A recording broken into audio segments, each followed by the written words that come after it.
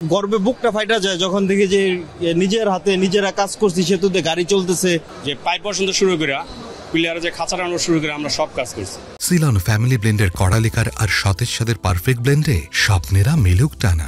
না পানিতে ভয় লাগে না। আমরা নদী শাসনের কাজ করছি, কম্পিউটার জিপিএস এর মাধ্যমে ব্যাগ ডাম্পিং করছি, সিচি বললোক, রক ডাম্পিং, এগুলা করছি আমরা নদী শাসনের কাজ। হ্যাঁ, এখন আলহামদুলিল্লাহ ব্রিজের উপর যাই আসি, অনেক ভালো লাগে ইনশাল্লাহ। আলহামদুলিল্লাহ প্রধানমন্ত্রী শেখ হাসিনা আমাদের এই ব্রিজটা করছে, আমাদের দক্ষিণবঙ্গের মানুষের জন্য অনেক উন্নয়নমূলক কাজ ইনশাল্লাহ আলহামদুলিল্লাহ। প্রথম আমরা সিসি ব্লক বানাইছি, সিসি ব্লক বানানোর পরে ওই যে সিসি ব্লক বসানো হয়েছে, বসানোর পরে মেরামত করছি, ভেঙে গেছে, রিভারিং করছি, আবার তারপরে নদীতে বস্তা ডাম্পিং করা হয়েছে, পাথর ফেলানো হয়েছে, অনেক কিছু, অনেক কাজ কাম অনেক কিছু হয়েছে। এটা একটা বঙ্গবন্ধুর স্বপ্নের সেতু ছিল এবং আমাদের নিজের টাকায় গড়া পদ্মা সেতু। তারপরে আমরা এই মূল কথা হচ্ছে আমরা দক্ষিণবঙ্গের 22টা জেলাকে একত্রিত করতে পারছি। আগে মানুষ এখান থেকে ওই পার হইতে 2 দিন, ঈদের সময় 3 দিন 4 দিন 5 দিনও লাগতো। এখন কিন্তু সময়ের ব্যাপার, ঢাকা থেকে 3-4 ঘন্টায় বরিশাল যাওয়া যায়। এটা হলো বড় কথা।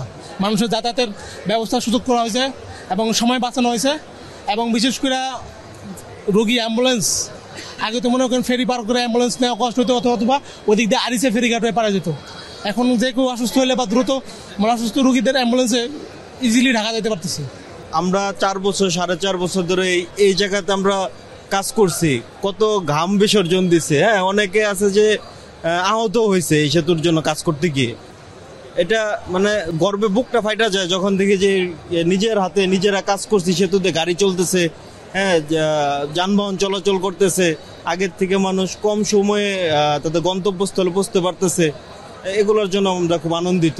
মূলত আমি ওয়ার্ল্ডার হিসেবে ঢুকছিলাম এবং পালিং থেকে শুরু করে আমরা যেই নদীর মাঝখানে যে আপনার যে পাইপ পর্যন্ত শুরু করে পিলারে যে খাঁচা টানো শুরু করে আমরা সব কাজ করছি। রোড স্ল্যাব, তারপর আপনার স্পেনের যে সব কাজগুলি, শাটার খোলা, ফিটিং করা, সব কাজই আমরা করছি। এখানে আপনার যে স্পেশাল জয়েন্টগুলো আছে এবং শুরু থেকে শেষ পর্যন্ত উদ্বোধন পর্যন্ত আমরা এখনো আছি।